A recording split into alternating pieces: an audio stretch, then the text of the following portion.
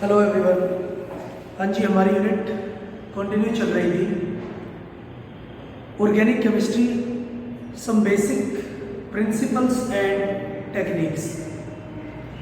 Last time हमने resonance effect के बारे में पढ़ा था, जिसको हम बोल रहे थे डीलोकलाइजेशन ऑफ इलेक्ट्रॉन्स होता है और किसी भी मॉलिक्यूल के जितने ज़्यादा रेजोनेटिंग स्ट्रक्चर होते हैं वो मॉलिक्यूल उतना ही ज़्यादा स्टेबल होता है। ठीक है, आज हम करते हैं hyper conjugation effect. Hyper conjugation effect. Hyper conjugation होता है कंजुगेशन थ्रू हाइड्रोजन एटम। ठीक है, conjugation through hydrogen atom. Conjugation भी क्या होता है? डीलोकलाइजेशन। ठीक है, हाँ जी।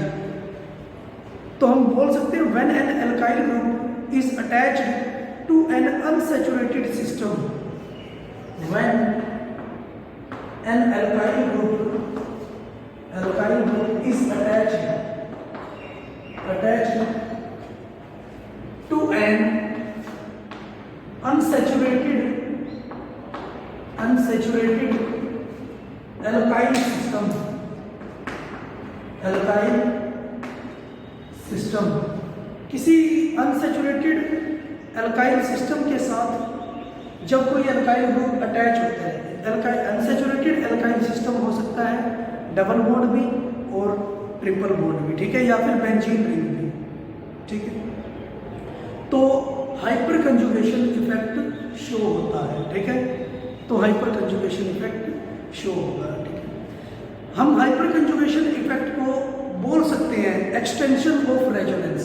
ठीक है, रेजोनेंस का एक विकल्प हम बोल सकते हैं हाइपर कंजुगेशन इफेक्ट को। ठीक है, जैसे रेजोनेंस हमारे पास होता है,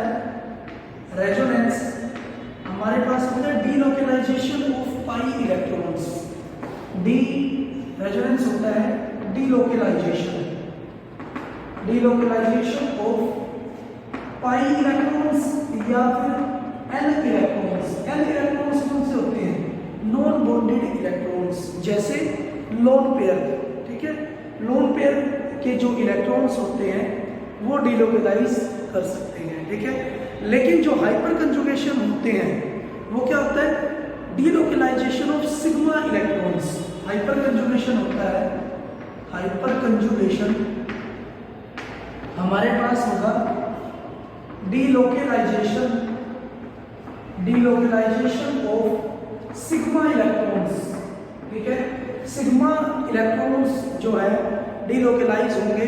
ठीक है, through overlapping of p orbital of double bond, through overlapping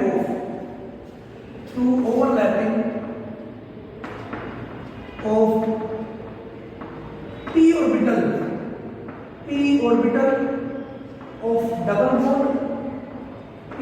of double bond, और इंटरमीडिएट। ठीक है, जो कि आप आगे पढ़ोगे। ठीक है, हाँ जी। हम क्या बोल सकते हैं कि रेजोनेंस तो पाई इलेक्ट्रॉन की डीलोकलाइजेशन होती है, बट जो हाइपर कंजुगेशन होती है वो सिग्मा इलेक्ट्रॉन्स की डीलोकलाइजेशन होती है, और वो डीलोकलाइज करते हैं p ऑर्बिटल के साथ। ठीक है, p ऑर्बिटल डबल बॉन्ड की भी हो सकती है और किसी भी इंटरमीडिएट की भी हो सकती है। ठीक है, तो उसको हम हाइपर कंजुगेशन इफेक्ट बोलते हैं। क्लियर? हाँ जी।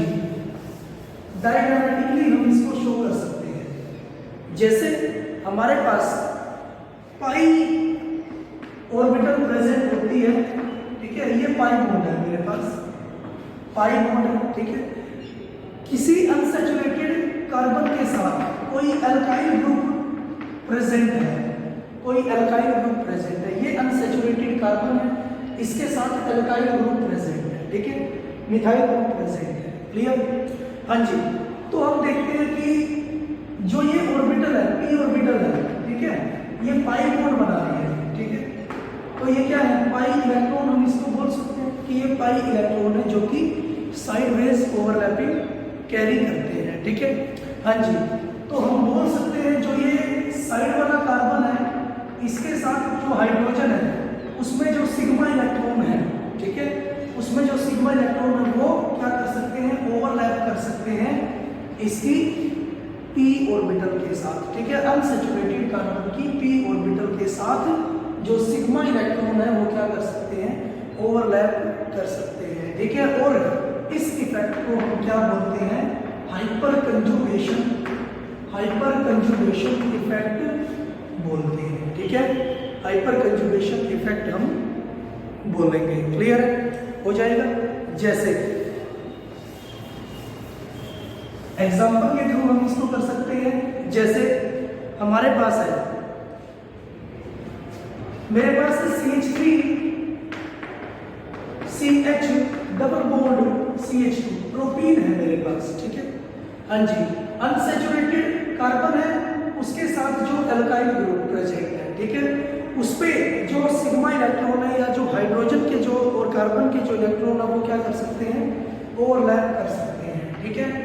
वो क्या कर सकते हैं, इलेक्ट्रॉन्स के p ऑर्बिटल के साथ ओवरलैप कर सकते हैं, ठीक है। हाँ जी, तो जो इसका हाइपर कंजुगेशन स्ट्रक्चर आ गया, यहाँ से ये हाइपर कंजुगेशन स्ट्रक्चर आ सकता है CH2 नेगेटिव, क्लियर, इलेक्ट्रॉन्स की मूवमेंट ये करा सकता है, ठीक है। हाँ जी, इस केस में एक हाइपर कंजुगेशन स्ट्रक्चर मुझे यहाँ से मिल सकता है, ठीक है। ये हाइड्रोजन भी क्या कर सकता है, ओवरलैप में इसको फर्स्ट हाइड्रोजन मान लेता हूँ, सेकंड हाइड्रोजन, थर्ड हाइड्रोजन, ठीक है। फर्स्ट हाइड्रोजन की वजह से भी हाइपर कंजुगेशन इफेक्ट इसमें देखा जा सकता है, सेकंड हाइड्रोजन की वजह से भी इसमें हाइपर कंजुगेशन इफेक्ट देखा जा सकता है, ठीक है। तो ये आ गया मेरे पास double bond CH2 negative, clear. हाँ जी, थर्ड हाइड्रोजन भी क्या कर सकता है, हाइपर कंजुगेशन इफेक्ट शो कर सकता है।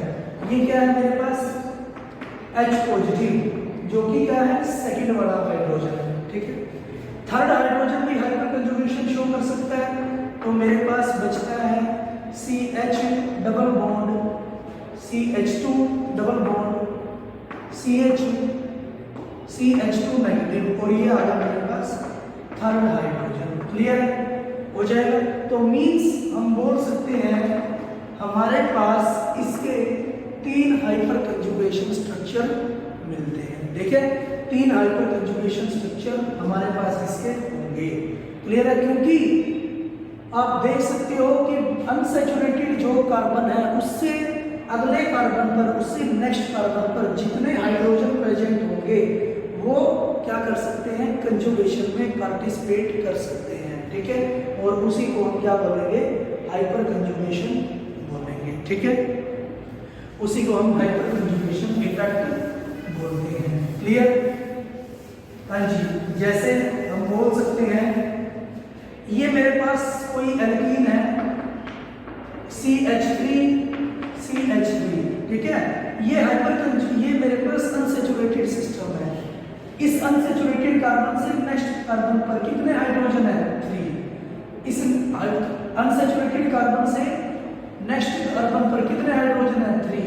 तो हम बोल सकते हैं इसके पास टोटल 6 हाइपर कंजुगेशन स्ट्रक्चर होंगे, ठीक है। इसके पास टोटल 6 हाइपर कंजुगेशन स्ट्रक्चर होंगे, क्लियर। हाँ जी, बेंजीन के केस में भी हम देख सकते हैं, बेंजीन के केस में भी हम हाइपर कंजुगेशन, जैसे हमारे पास है टोलिन है CH3 है, हाँ जी, डबल बॉन्डेड कार्बन से नेक्स्ट कार्बन है और उसके पास क्या है, हाइड्रोजन है। तो ये हाइड्रोजन भी पार्टिसिपेट कर सकते हैं इसमें, हाइपर कंजुगेशन में, ठीक है। ये हाइड्रोजन भी पार्टिसिपेट कर सकते हैं हाइपर कंजुगेशन में, CH और H positive, clear. Hyper conjugation में पार्टिसिपेट कर सकता है CH और ये H आ गया, नेगेटिव इलेक्ट्रॉन मूव करता रहेगा,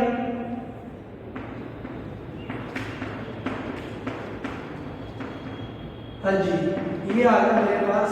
और आपको पता भी है जो ये डीलोकेलाइजेशन चल रही है, डीलोकलाइजेशन जो चल रही है वो एग्जिस्ट करती है ऑर्थो और पैरा पोजीशन पर, ठीक है। कल बात हुई थी, ठीक है, रेजोनेंस में हम बात कर चुके हैं, रेजोनेंस में हम बात कर चुके हैं। तो ये आ गया मेरे पास CH2 negative, clear, CH2 negative, clear.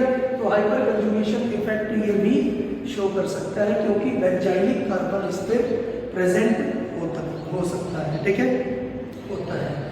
हाँ जी, हाइपर कंजुगेशन इफेक्ट से हम स्टेबिलिटी निकाल सकते हैं, किसी भी एल्कीन की स्टेबिलिटी हम बता सकते हैं, ठीक है। हाँ जी, stability of alkene, stability of alkene, hyperconjugation effect से हम स्टेबिलिटी बता सकते हैं किसी भी एल्कीन की। जैसे आपको दे दिया जाता है, ये है CH3 एंड CH3, एक एल्कीन है ये मेरे पास, ठीक है। एंड ये मुझे दे दिया जाता है CH3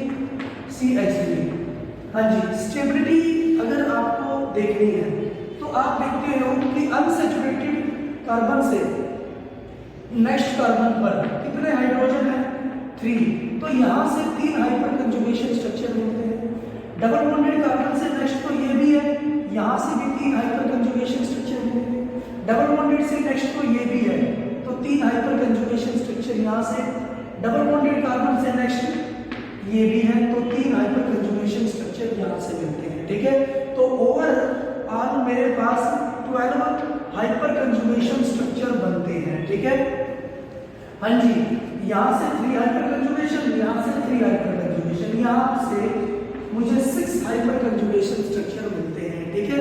और आपको पता ही है किसी भी मॉलिक्यूल में जितनी ज़्यादा डीलोकलाइजेशन होगी इलेक्ट्रॉन्स की, चाहे रेजोनेंस की वजह से हो और चाहे हाइपर कंजुगेशन की वजह से हो, ठीक है, वो मॉलिक्यूल उतना ही ज़्यादा स्टेबल होता है, ठीक है। तो जितने ज़्यादा हाइपर कंजुगेशन स्ट्रक्चर होते हैं एल्कीन उतना ही ज़्यादा स्टेबल होता है, ठीक है। तो मैं एल्कीन की स्टेबिलिटी हाइपर कंजुगेशन से देख सकता हूँ, क्लियर हो जाएगा।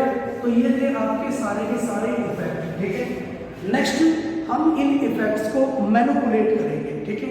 हाँ जी, और हमारा जो अगला टॉपिक होगा वो होगा इंटरमीडिएट, ठीक है, नाम से ही क्लियर है। इंटरमीडिएट क्या होता है, रिएक्शन और प्रोडक्ट के बीच जो भी मैकेनिज्म में जो भी बीच वाला हमारे पास जो हाई एनर्जेटिक स्पीसीज बनती है उसको हम क्या बोलते हैं, इंटरमीडिएट बोलते हैं। क्योंकि हमने किया है कि हमारे पास एक रिएक्टेंट होता है, वो चेंज होता है प्रोडक्ट में, लेकिन उससे पहले वो क्या बनाता है, इंटरमीडिएट बनाता है, ठीक है, इंटरमीडिएट बनाता है, क्लियर। हाँ जी, तो हम बोल सकते हैं कि जो इंटरमीडिएट होता है, इंटरमीडिएट हमारे पास 3 तरह के होते हैं। एक तो होता है कार्बोकेटायन, 3 तरह के इंटरमीडिएट है। एक तो होता है कार्बोकेटायन, कार्बोएनायन,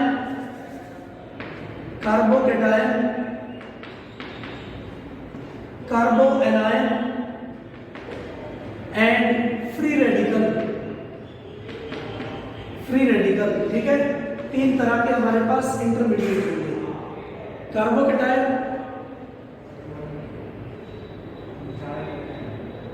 कार्बोएनायन और फ्री रेडिकल, ठीक है। और इन तीनों तरह के जो इंटरमीडिएट है उनके बारे में हम नेक्स्ट लेक्चर में आपसे डिस्कस करेंगे, ठीक है। आज के लिए इतना ही। Thank you for cooperation.